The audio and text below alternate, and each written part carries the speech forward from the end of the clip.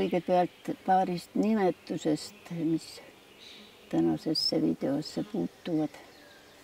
Üks on Flora. Flora on roomlaste mütoloogias õite ja taimede jumalanna.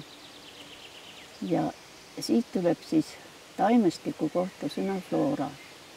Ja see, kes on florist, see tegeleb selle taimestikuga. Ja teine sarnane sõna on folkloor, folklorist. Ja tema tegeleb rahvapärimusega. Mina kuulun sellesse teise poolde. Pärit olen ma Alutaguselt. Sealt, kust on Murakaraba looduskaitseala Piirijõgi. Ja selle jõe kallastel heinamaadel kasvas ka tänase päeva kangelasi, orhideesid. Aga neid ei olnud seal kaugeltki nii palju, kui on praegu ja on ikka olnud Lääne-Eestis ja eriti Saaremaal. Ja seetõttu ma mäletan oma noorusajast ainult mõnda liiki, aga need tunti ära, neid teati. Ja neid nimetati käppadeks. Ja siis ma tegin valiku nendest käppadest, mida me praegu teame, olemasolevat ja mis on määratud ja millega me siis töötame, kui me tunneme huvi nende vastu, olgu siis kas kui botaanikud või floristid või kuidas tahte, või lihtsalt nagu ma iseennast olen nimetanud, ma olen loodushuviline folklorist. Ja minu kokkupuude nende käppalistega on olnud mitte lapsepõlvest, vaid eluajast ja eri paikadest. Ja ma tegin siis väikese valiku nendest, kellest saaks natuke rohkem rääkida ja mis oleks suhteliselt erinevad mõnes mõttes. Ja millest või kellest siis kõige ennem kui kõige suursugusemast, kõige uhkemast, kes teab, see juba mõtleb ära, see on kaunis kuldking.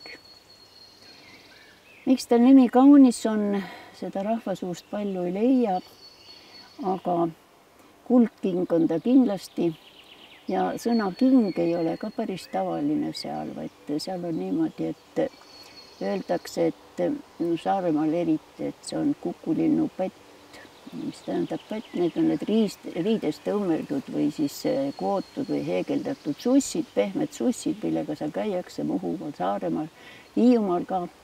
Ja need on siis natuke sarnased selle jalanõuga, no õigupoolest siis kingaga. Ja nimetatakse neid ka siis kukulinnu ummiskingaks näiteks või. Ja on ka nimetus veel külmking ja jäljed või külmkinga jälg või midagi niisugust.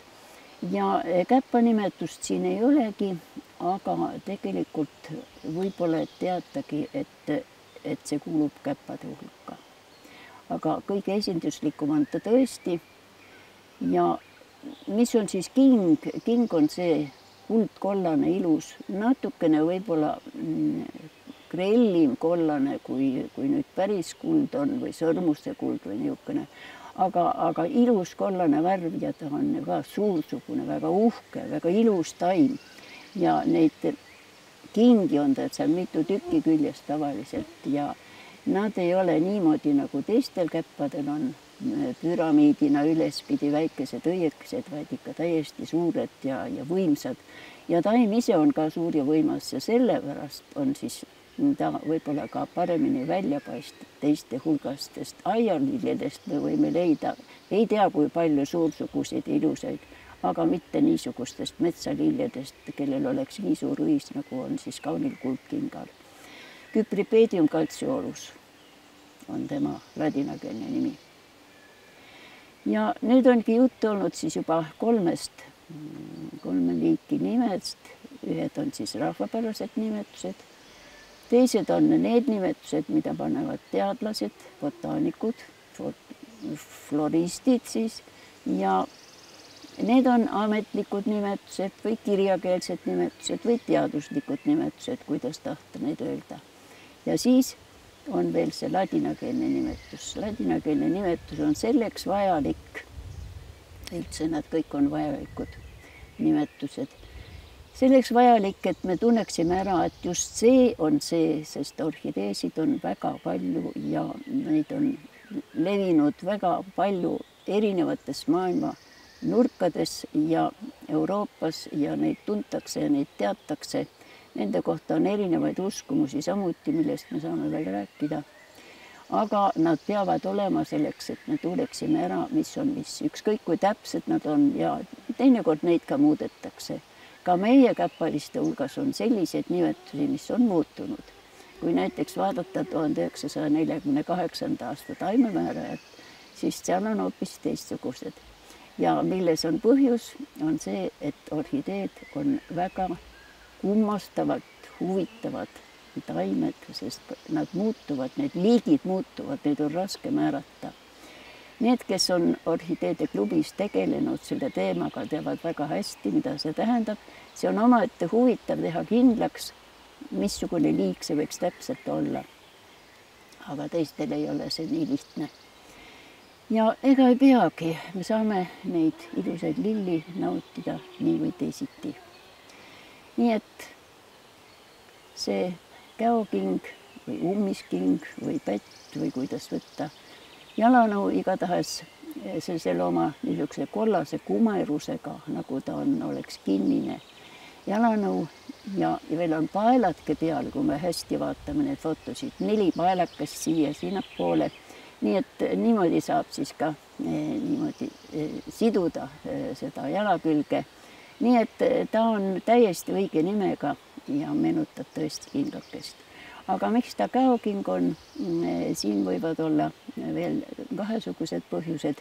Üks, ma arvan, see, et aialilledest on meil ju teada sinine käoking ja mürgine niisugune hästi tuntud vanades taluaedades püsik. Ja teine on see, et meie lille nimetustes või taime nimetustes on küllaltki palju teiste rahvaste eeskujusid ka. Ja kuna kägu on väga tuntud lind kogu Euroopas, siis see käoking ei ole midagi puhtalt eestilikku ega erinevast, vaid ilmselt on siin mõjustanud ka seda kujunemist saksakeelne sõna kukuksblumen. Tähendab, kukuk on kägu, kukulind siis. Ja meilgi nimetatakse seda mitte ainult käokingaks, vaid kuldkingaks, vaid ka kukulinnu pätiks või ummiskingaks. Need kukulind on meie armas kägu ja see nimetus võib olla ka seotud siis mõjustustega, nii nagu teda on kasutatud ja kui need kirja pandi raamatutesse, siis väga selge, et need oskasid kõik saksa keelt ja isegi olid seal sakslasi hulgas, keda me teame. Nii et keeleajalooliselt on see täiesti ootuspärane, et need ka tõlgiti ja trükiti ära sellisena ja trükised ise soodustasid seda edasi muutumist siis. Nii, kuldking on teistest siis erinev oma erilise õiehituse poolest.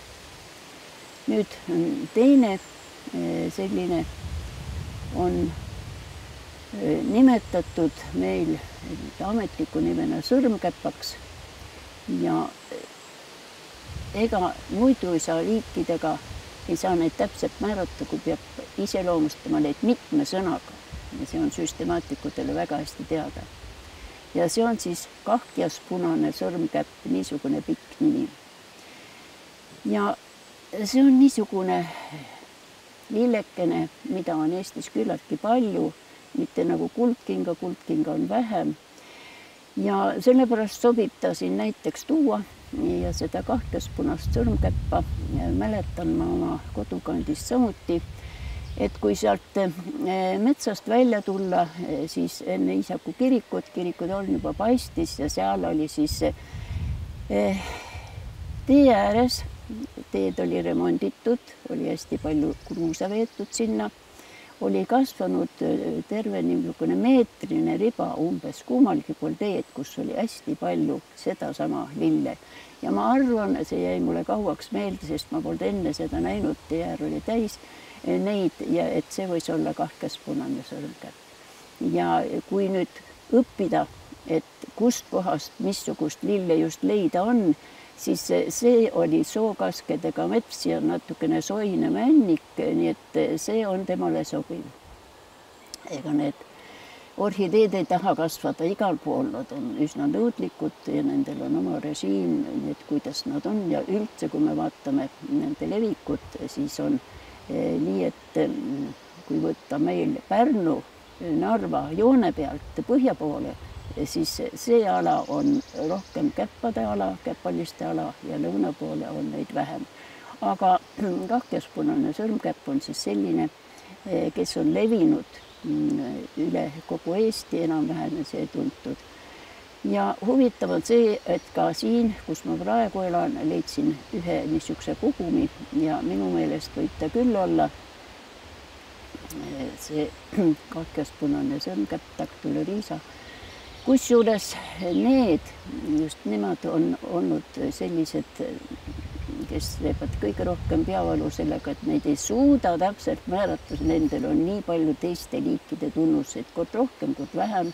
Ja siis on niimoodi, et sa pead ikkagi paika panema ja sõrmkäppadega ongi sellised raskused. Nii, ja siis valisin ühe niisuguse käpalise, kes on tavaline, kes ei ole nii ilus, kes ei ole nii võimas, nii nagu see sõrmkäpp on. Et tema on neiuvaibaks nimetatud. Neiuvaip on nüüd niisugune nimetus, mida rahvapäraste nimetuste hulgas nii palju ei leia.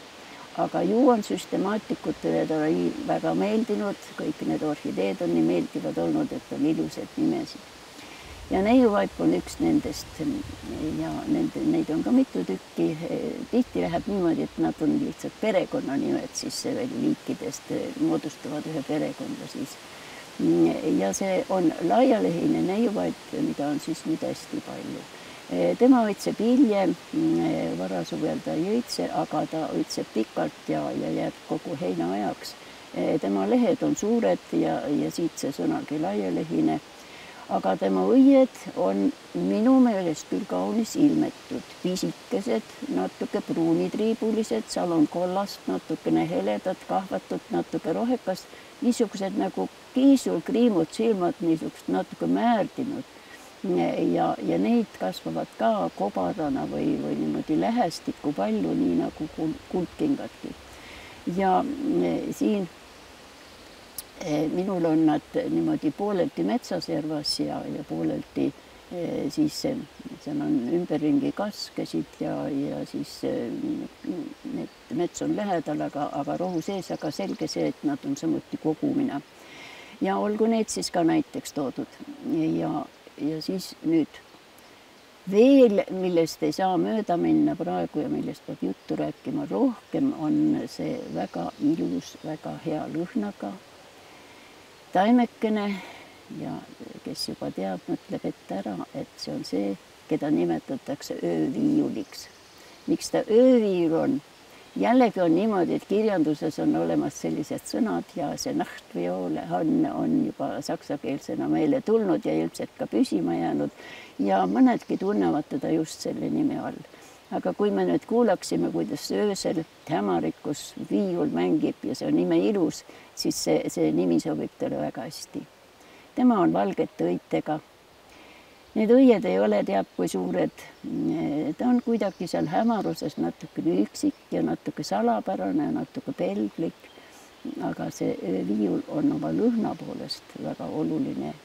Ja see tema omadus, et ta lõhnab, on talle andnud siis ka kombestikus oma koha. Nii et näiteks Saaremaa tüdrukud on olnud niimoodi, et ennustasid siis viiuli järgi, et kuidas on, et kas ta lõhnab hästi või ei lõhna. Ja on toodud teda siis ka näiteks, siis kui jaaniööseks toodi padja alla või pea alla pandi lillepärg 9 liigist, et siis ööviiul oleks seal hulgas ja lõhnaks hästi ja siis sa näed unes oma tulevast. Ja sellised kombed siis nii, et see lill on saanud ka siis oma teadusliku nimetuse. Ja see teaduslik nimetus pole üldse nii huvitav. See on niimoodi, et kahelehine käokeel, nii et tal on siis 2 lehte, mis on talle tunnuseks, selle järgi saab teda määrata. Ja jälle see kägu on siin mängus, kas on käoking või käokeel.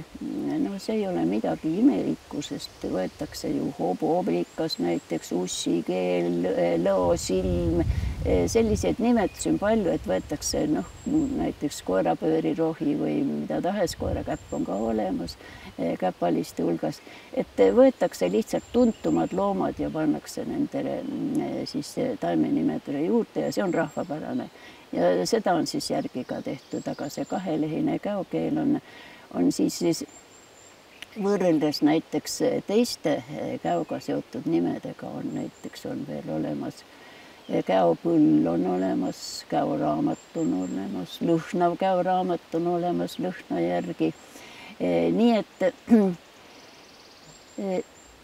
juba see, et ta on inimeste lemmik, see lind mõjub kaasa, et ta saab ka taimenimetuseks pandud ja siin on jälle väga tore, et need süstemaatikud on kasutanud ära rahvapäraseid nimetusi. Süstemaatikast veel nii palju, et kui vaadata Gustav Vilbaste botaaniku tööd taimedega, siis tema kogus just rahvapäraseid nimetusi. Need rahvapärased nimetused, need originaalid, mis on käsitsi kirjutatud ja talle saadeti juba 1920. aastatest peale, vastates tema üleskutsetele ja nendele olen minagi vastanud, siis need kirjad ja siis kirjeldused on kõik alles ja need on säilitatud Eesti Rahvaluule Arhiivis, Eesti Kirjandusmuuseumis.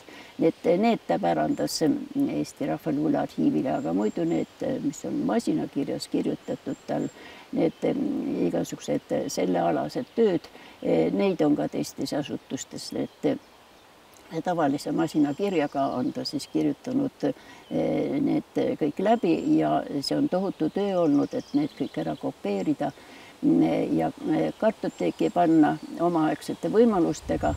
Ja kui ta 1967. aastal lahkus meie hulgast, siis see käsikirju oli veel alles tegemisel ja siis Emakeele Seltsis võeti see ette ja tehti teda kaua ja siis ta ilmus, aga seda raamatut tasub vaadata.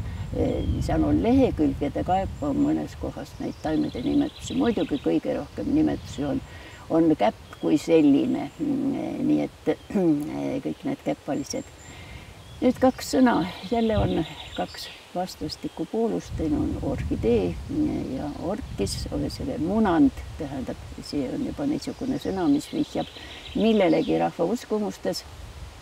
Ta sarnaneb munandiga, see tema juur ja teine on siis käpp ja ta sarnaneb ka käpaga. Ja nendest sõnadest on loomulik, et me ei nimeta siis orhideedeks, vaid nimetame eestikeelse nimetusega käppadeks, kõiki need on käpalised siis. Ja siia juurde tuleb siis see juba nimetatud sõrmkäpp, sest et siis oleks nagu püsti sõrm, aga tegelikult siis on juured allapoole. Ja siis sõrmkäpad on siis sellised, mis on nagu pikamad, nagu porganditaolised või siis niisugused, aga siis väikesed käpakesed ja need on tõesti erinevaid ja siis nimetatakse isegi küüneks nagu, et ta on nagu küüs. Ja vaat sellest, et see juur on niisugune, tulevad just kõik need rahvapärased nimetused. Ja ei olegi midagi niisugust, et vaat missugune on õis või missugune on leht, nagu on teaduslikes nimetustes, vaid see, missugune on juur.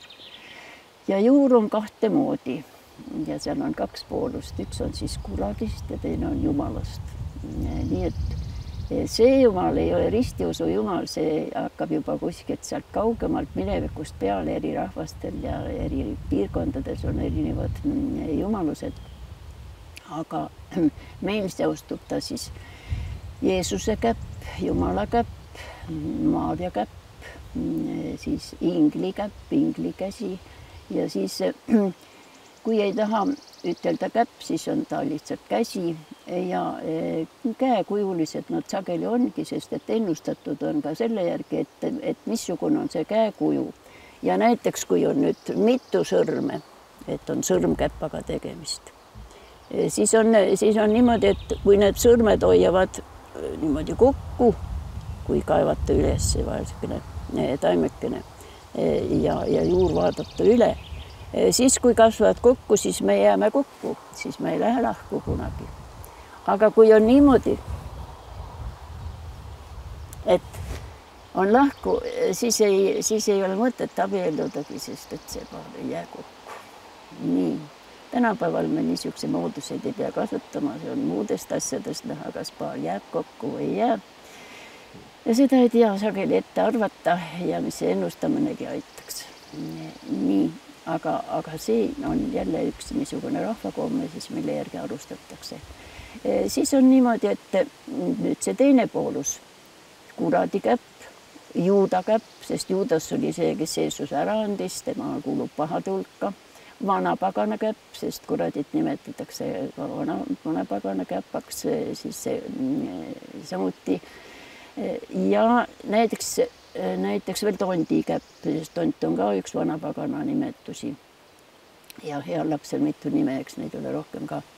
Nii et selle järgi räägitakse siis ka neid lugusid ja näiteks soomlastel on see Aadama ja Eeva käed, nemad on meil siis piibliloost ka mängus. Ja kuna see Eeva oli siis see, kes kuulas ussi, madu tähendab, kes ütles, et maitse seda õuna hea ja kurja tundmise puust ja Eeva maitses ja pakkus Aadamale ka ja sellepärast nad on pattu langenud ja terve inimkond kannatab selle all. Nii et Aadama ja Eeva käed on siis nii, et üks on siis niisugune must, inetu, kortsus ja teine on ilus, valge, sile ja see on siis vastavalt Aadama käsi, Eeva käsi. Ja miks nad niimoodi kaheks lähevad, on see, et nad tegelikult on niimoodi, et kui üks, nagu sibulatelgi on, üks sibul kasvab suureks, ilusaks, on mümmargune ja teine on niisugune krobeline, on must, on hall, on kortsus ja siis kas ta vajub vette või siis tõuseb peale, ka veeproovi tehakse. Nii et selle järgi on siis näha, kas ta on kuradikäpp või jumalakäpp. Ja ma mäletan, et vanaema teadis kuradikäppa, teadis jumalakäppa ja tema jaoks oli niimoodi, et see on kõik juurest näha, see, mis peal on, ei loe mitte midagi. Ja siis, kui see juur ei pidanud täpselt andma seda mõõtu välja, siis üks liik oli veel siis koerakäpp tema. Nii et jälle võetud üks niisugune kodulooma nimi, tuntud kodulooma nimi ja muidugi mõtleme käppaliste peale, siis käppalised on kiskjad ja niimoodi, et see nimetus ei sobikski nagu hästi, aga ega muud võtta ei ole ja see on rahvapärane nimetus, mis sobib väga hästi siia. Nii on siis nendega rahvapäraste nimetustega ja muidugi on süstemaatikud nii lindude kui taimede kui nüüd putukate ja kõike kohta on eriti kõva tööd tehtud 20. aastatel, siis kui Eesti sai jälle vabaks. Gustav Velbast oli nende hulgas, aga oli ka üks keelemees, Johannes Voldemar Veski näiteks oli üks neid, kes on ka tegelenud nüüd nende nimetuste panemisega. Nii et see on niisugune, kus arvestatakse tõesti ka rahvapäraseid nimetusi ja kõiki sellist, mis siia vaja on. Ja siin on muidugi ka ladinakeelsed nimetused tulevad meelde ja kui me nüüd võrdleme neid kõiki nimetusi siin, siis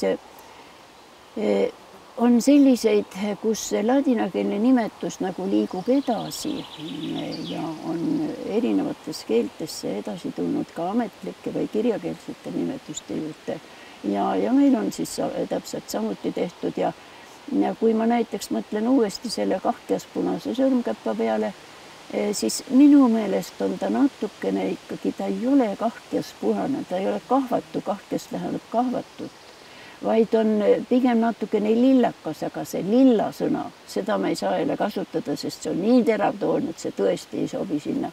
Ja siis ongi nii, et kahtias punane võib-olla foto peal ta jääb ka kuidagi natuke teist tooni, aga ta ei ole päris punane, ammugi ta ei ole pohlapunane, ta on selline külmpunane, aga muidugi ta on ilus värv ja ta on võimas värv. Ja kui ma näiteks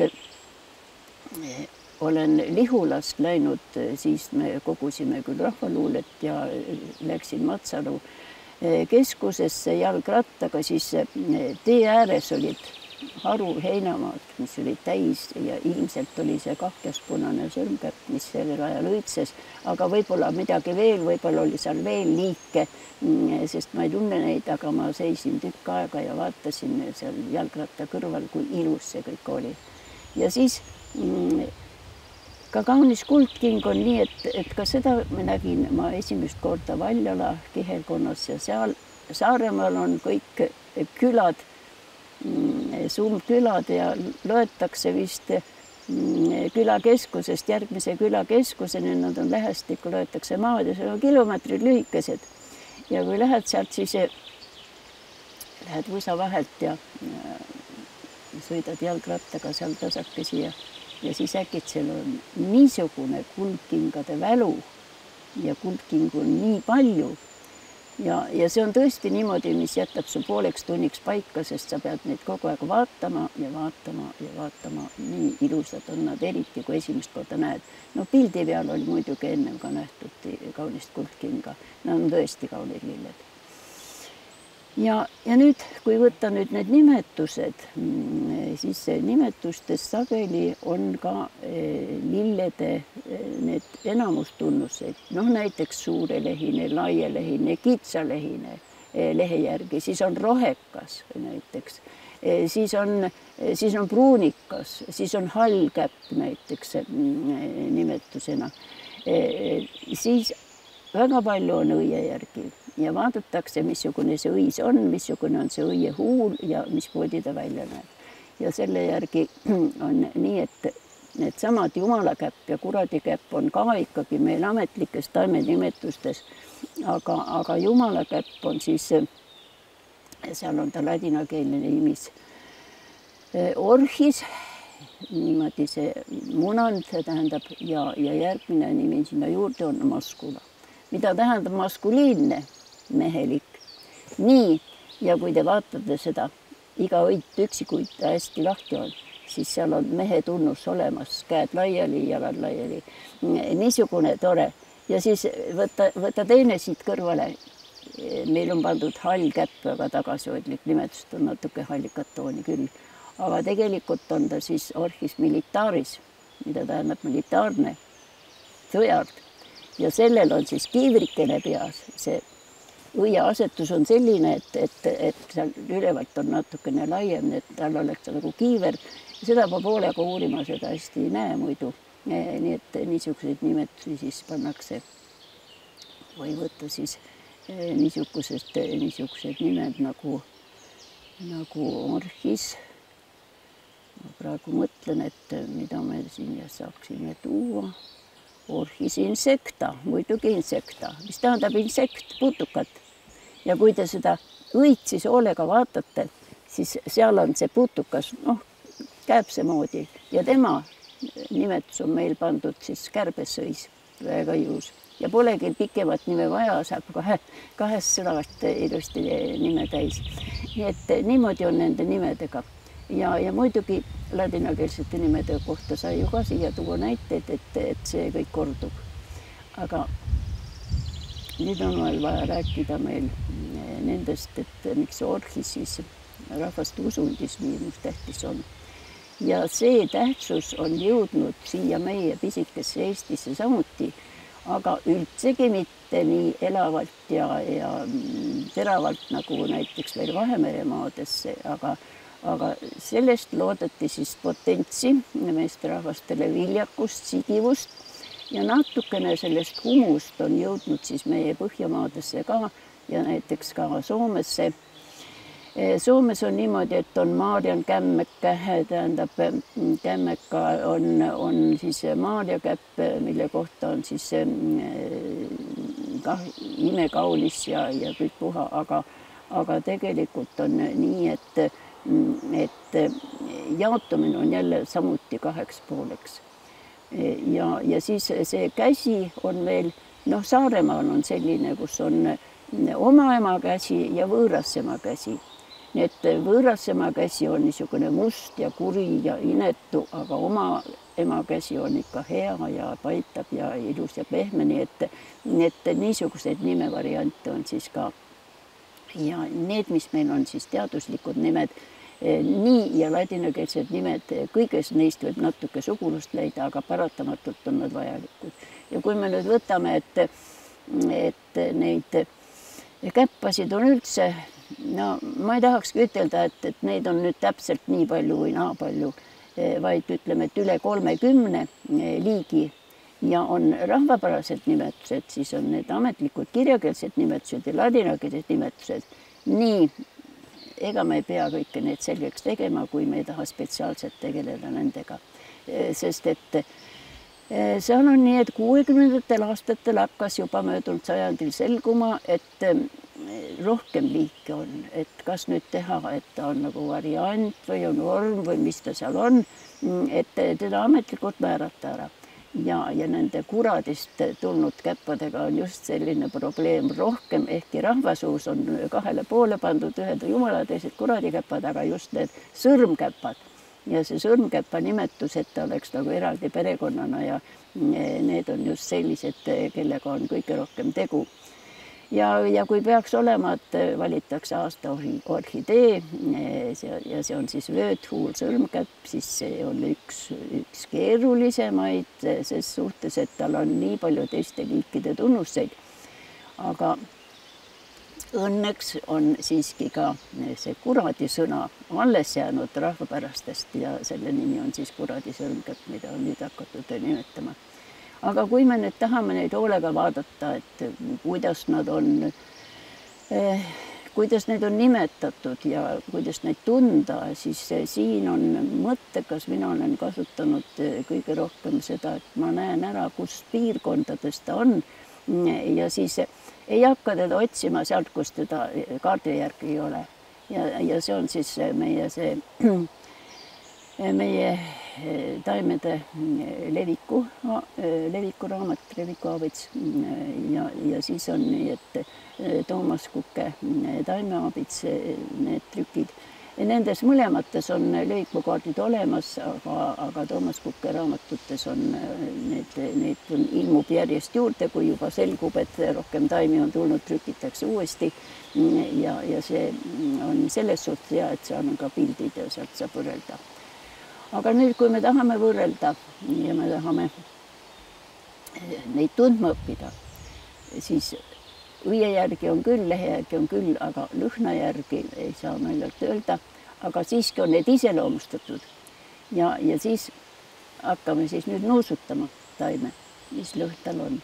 Meelõhna öeldakse, hüatsindi lõhna öeldakse, siis öeldakse nasiniine lõhna, neelgilõhna ja mõnedki neist on üsna sarnased. Ja siis on veel üks väga huvitav ja naljakas oma, et on vaniljepuding. Nii et vanill on ju ka taim. Ja katsuge siis nüüd selgeks teha, kes on kes ja seda lõhna siis tunnetada, et me lõhna järgi ära tunneme. Aga kuidas me saame üldse nuusutada? Eks ikkagi niimoodi, et me taime ei puutu, vaid me peame kummutama tema üle, kummutama tema juurde, võib-olla nagu toots, kentukiluvina, ühele põlvele laskuma või põlvitama, miks ka mitte tema ees, nii et taimesid ära ei mulju ja saame neid siis vaadata ja kuidas me saame niita Palupõhja looduskoolis, kus on see puisniidu korda tegemine, sest et meil ei ole siin ida pool Eestis puisniitusid selliseid, kus nad just väga hästi kasvavad. Aga seal Palupõhjas oli nii, et küsin juhendaja käest, et et kas me niidame need kõik maha või? Ütleb jaa, paratamatult tuleb niita.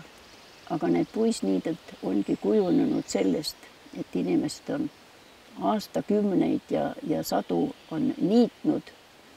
Suured puud jäävad alles ja nende all kasvab väga riigirikas rohi. Ja siis on kuulsad puisniidud, mida jääb meil kogu aeg vähemaks ja seal kasvab neid ikka hästi-hästi palju orhideesid. Ja see, et nad tuleb maha niita, ei ole midagi. Mis ma oma kodu siin ümbruses oma heinamalappi niites ja olen teinud, olen niimoodi, et kui ikka tuleb see ööviiul vastu ja ma näen, et ta seal on rohekas, see õiskeel on ka olemas, käokeel siin. Ja siis on nii, et võtad niidad sealt kõrvalt ümbert ära, aga vikat lööb ju väga kõvasti. Ja siis on nii, et teinekord on juhtunud, et niidata maha, siis on natuke kahju ja siis mõtled jälle, et noh, küll ta kasvab uuesti. Igal aastal ta ei tule ju väljagi, sest ta jääbki peitu. Nii et niisugused põnevad taimed siis ja niimoodi saame me seda siis teada ja saame tundma õppida. Ja kõige olulisem on ikka see, et me suudaks neid hoida. Sest hea küll, nad on tekkinud nendest puisniidu ja heinamaa tegemistest ja karjanduse ja põllundusega seotud loomakasvatusega sedavõrd. Aga tegelikult on nii, et kõik need maaparandused, mis meil hiljuti üle käisid, need rikuvad pinna ära, siis praegu need metsaväljaveod, muidugi on olemas seal väga peened tööriistad ja kõik, aga millised jäävad need väljaveoteed ja need rikuvad need kõik ära. Siis veel 20 aastat tagasi või rohkem olid meil metssead. Metssigade kohta öeldakse niimoodi, et ta nagu nokib selle oma kärsaga sealt alt selle sibula ära ja taime jätab alles, nii täpselt leiab ja sööb selle ära. Nii et ka nemad hävitasid palju, kus oli just suuremad kooslused ja tundsid ära. Ja noh, muidugi siis on inimene ise kogub, viib tuppa vaasi. Siis on see, et harrastajad herbariseerivad, mõned liigid on sellepärast äragi kadunud ja teised siis kollektsioneerivad, no ütleme, et mul oleks oma aias ka tingimata oma orhidee. Ei ole vaja, aias on liike küll ja küll ja peame ikka lugu sellistest looduslikest orhideedest. Ja aiaorhideede peale ja siis rahvusvaheliste orhideede peale mõtleme siis, kui me lähme Tallinna või Tartu botaanika ja orhideede näitusele. Seal on nende koht õige, seal on nende nimeks sobib tõesti orhidee. Aga meil on niimoodi, et see, et kunagi on olnud müügiartikkel, see mugula, kuivatatud mugula jahu või midagi, et see ei ole meile palju üldse jõudnud ja see, et ta nüüd oleks nagu afrodisiaakum või armastama panev vahend, see on meile suhteliselt võõras ja isegi Baltikumi ei ole see väga mõjunud. Soolmuugrillastele pole see ka oluline olnud, et jätame selle teistele rahvastele, kui nad seda soovivad.